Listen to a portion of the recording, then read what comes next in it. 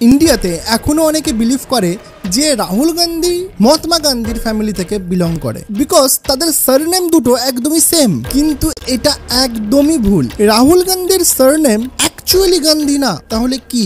মহাত্মা গান্ধীর 4 ছেলে ছিলেন, আর তাদের মধ্যে কেউই রাজনীতিতে আসেননি। আসলে রাহুল গান্ধীর কানেকশন রয়েছে জওহরলাল নেহরুর সাথে, যিনি আমাদের দেশের প্রথম প্রধানমন্ত্রী। তার এক মেয়ে যার নাম ছিল ইন্দিরা নেহেরু, আর যার বিয়ে হয়েছিল ফিরোজ গান্ধীর সাথে। আর ঠিক সেই সময় ইন্দিরা নেহেরু তার সারনেম চেঞ্জ করে দিয়েছিল ইন্দিরা গান্ধী। কিন্তু এখানেও অনেক বড় একটা টুইস্ট রয়েছে।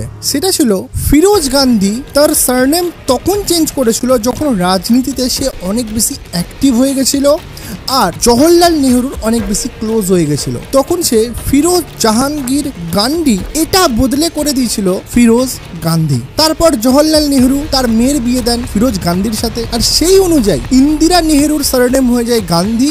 আর তখন থেকে তাদের পরিবারের সবার নাম এর শেষে এই গান্ধী পদবী লেগে আসছে, আর তারা খুব ভালোভাবে মিস ইউজ করে এই সারনেমে।